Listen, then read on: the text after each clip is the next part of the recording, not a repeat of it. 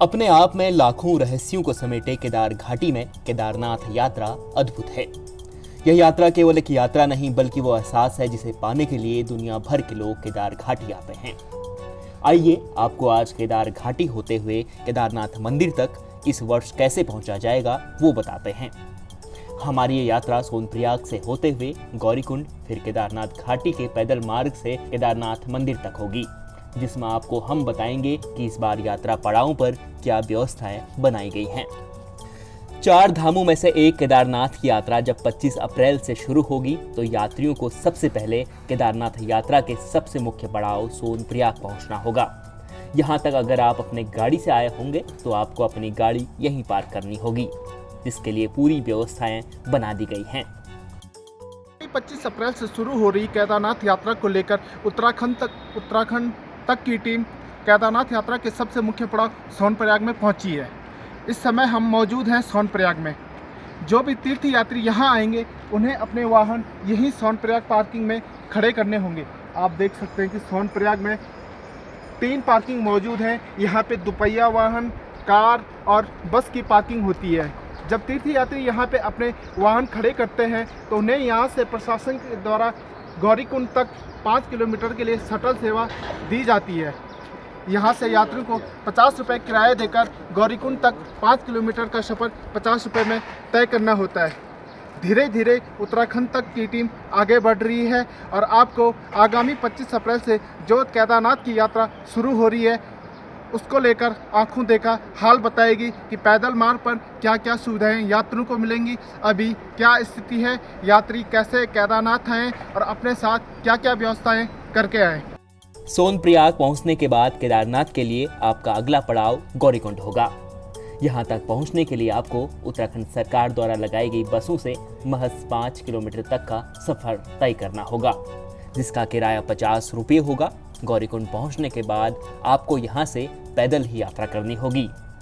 गौरीकुंड बाजार में आपको सभी व्यवस्थाएं मिल जाएंगी और यहां इस बार यात्रा को लेकर क्या तैयारियां चल रही हैं वो हम आपको दिखा रहे हैं। सोनप्रयाग से लगभग 5 किलोमीटर की दूरी तय करके हम केदारनाथ यात्रा के सबसे मुख्य पड़ाव गौरीकुंड पहुंच चुके हैं। यहीं से बाबा केदारनाथ की पैदल यात्रा शुरू होती है। इस समय हम गौरीकुंड मुख्य बाजार में मौजूद हैं। आप देख सकते हैं यहाँ पे खूब चहलकदमी शुरू हो गई है। लोगों ने अपनी दुकानें खोलना और सजाना शुरू कर दिया है। पैदल मार्ग के अलावा गौरीकुंड में जो आवश्यक सामग्री है जो यात्रा के दौरान प्रयोग में लाई जाएगी उसको पहुंचाना शुरू कर दिया है। तो धीरे धीरे यहाँ पे चहलकदमी बढ़ गई है। लोगों ने केदारनाथ की ओर रुख करना शुरू कर दिया है। रास्ते में और पैदल मार्ग पर जगह जगह दुकानें खुलना शुरू कर दी हैं। इस यात्रा के दौरान जब आप गौरीकुंड पहुंचेंगे तो आप गौरीकुंड में ही मौजूद गर्म कुंड के दर्शन करना न भूलें, नहीं तो आपकी यात्रा थोड़ी अधूरी सी रह जाएगी। इस कुंड को लेकर मान्यता है कि यहाँ स्नान करने से केदारनाथ की 20 किलोमीटर की पैदल यात्रा में भक्तों को अद्भुत शक्ति मिलती है, इसलिए आप जरूर एक बार गर्म कुंड में स्नान कर लें। उनसे केदारनाथ धाम की पैदल यात्रा शुरू करने से पहले गौरीकुंड में ही गर्म कुंड मौजूद है। आप देख सकते हैं कि गौरीकुंड में यहाँ गर्म कुंड मौजूद है और इसमें पानी के बुलबुले जमीन से अपने आप ही ऊपर उठ रहे हैं। मान्यता है कि जब तीर्थयात्री केदारनाथ धाम की यात्रा शुरू करते हैं तो उन्हें इसी कुंड से स्नान करके उनकी यात्रा शुरू होती है। 16-17 जून 2013 को केदारनाथ धाम से आई विनाशकारी आपदा में यह कुंड पूरी तरीके से तबाह हो गया था।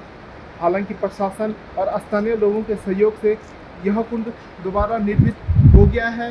अब जो भी यात्री केदारनाथ धाम जाते हैं वह इस कुंड में स्नान करते हैं और ये भी मान्यता है कि जब तक यात्री इस कुंड में स्नान न करे तब तक उनकी यात्रा सफल नहीं होती है।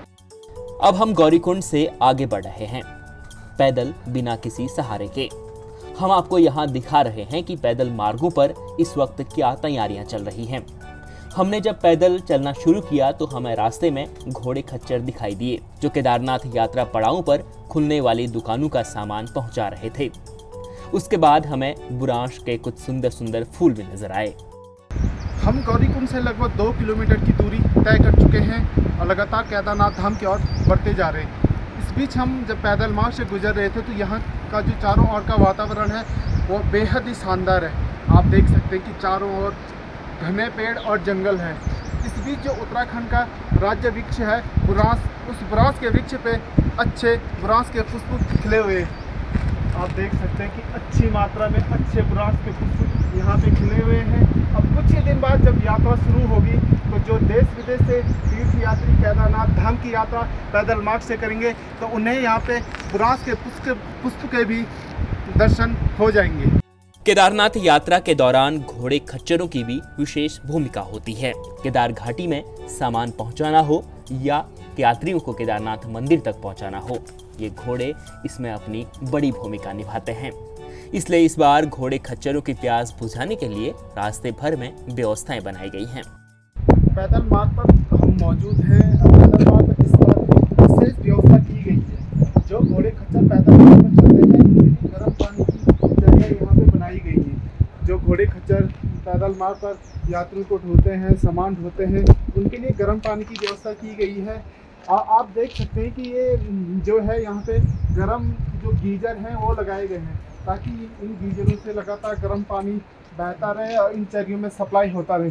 मैं आपको दिखाना चाहूँगा कि जो ये चरियाँ हैं घोड़े खच्चरों के लिए हैं और इस समय भी इस पर गर्म पानी आ रहा है। अक्सर देखा जाता है कि जब घोड़े खच्चर ठंडा पानी पीते हैं तो उनकी मौतें हो जाती हैं, तो इसलिए प्रशासन ने ये व्यवस्था की है कि घोड़े खच्चरों के लिए पैदल मार्ग पर गर्म पानी की व्यवस्था की जाए ताकि उनके मौतें न हों। केदारनाथ धाम की ओर आगे बढ़ते हुए हम जब 4 किलोमीटर दूरी तय कर चुके थे तो हमें रास्ते में कई रेन शेल्टर नजर आए, जो यात्रा के दौरान बारिश और अन्य मुश्किलों से यात्रियों को बचाने में काम आता है। साथ ही रास्तों के किनारे बैठने के लिए बेंचें लगाई गई हैं और रास्ते भी बहुत चौड़े बना दिए गए हैं। केदारनाथ धाम की यात्रा शुरू करने से पहले यात्रियों के मन में तमाम तरह के सवाल होते हैं कि वह पैदल यात्रा शुरू तो कर रहे हैं लेकिन पैदल मार्ग पर उन्हें पीने के पानी की सुविधा मिलेगी, अगर बारिश होती है तो बारिश से बचने की सुविधा होगी या कहीं रास्ते में बैठने की सुविधा होगी। तो हम आपसे यही कहना चाहेंगे कि जो भी यात्री पैदल मार्ग पर यात्रा शुरू करें वह बेझिझक होकर अपनी यात्रा शुरू करें, क्योंकि आप देख सकते हैं कि यहाँ पे जगह जगह इस प्रकार की चेयरें यात्रियों के बैठने के लिए लगाई जाती हैं। इसके अलावा इस प्रकार के जो रेन शेल्टर होते हैं वह लगाए जाते हैं ताकि अगर बारिश आती है तो बारिश में यात्री इन रेन शेल्टर के नीचे आके खुद को भी बचाए और अपने सामान को भी बचाए। इसके अलावा प्रशासन के द्वारा पैदल मार्ग पर जगह जगह स्थानीय लोगों को दुकानों का वितरण किया जाता है। तो दुकानों में जो दुकानें यहाँ पे खोली जाती हैं, दुकानों में पर्याप्त सामान मिलता है। आप देख सकते हैं कि इसी तरीके की दुकानें पैदल मार्ग पर खोली जाती है। यहाँ पे पीने का पानी से लेकर तमाम तरह खाने की सुविधा उपलब्ध होती है। तो हमारा यही कहना है कि जो भी यात्री केदारनाथ धाम की यात्रा पैदल मार्ग से करे उसे पैदल मार्ग पर किसी भी प्रकार की दिक्कत नहीं होगी। तमाम तरह की सुविधाएं उसे स्थानीय लोगों के द्वारा पैदल मार्ग पर मुहैया कराई जाएंगी। अब हम यहाँ से आगे की ओर जब निकले तो हमें वो बातें याद आई जो केदारनाथ यात्रा के दौरान बेहद महत्वपूर्ण है। अगर आप भी केदारनाथ की यात्रा के लिए आ रहे हैं तो इन बातों का विशेष ध्यान रखें। केदारनाथ की यात्रा शुरू करते हुए हम लगभग 3 से 4 किलोमीटर आ चुके हैं। जैसे जैसे ऊपर चढ़ रहे हैं तो हवा काफ़ी तेज़ हो रही है और ठंड लगती जा रही है और मौसम भी ख़राब होता जा रहा है। जैसे जैसे ऊपर जाएंगे हमें बर्फ़ भी दिखनी शुरू हो जाएगी। जो भी यात्री आगामी 25 अप्रैल से केदारनाथ धाम की यात्रा करेंगे उन्हें हमारी एक विशेष सलाह है कि वह केदारनाथ धाम की यात्रा शुरू करने से पहले अपने साथ गर्म कपड़े, रेनकोट और छाता अवश्य रख ले। इसके अलावा गौरीकुंड और सोनप्रयाग में अपना स्वास्थ्य चेकअप करा ले। अगर स्वास्थ्य सही है तभी वह यात्रा करे और आवश्यक रूप से अपने साथ ठंड से बचने वाला सामान रख दे।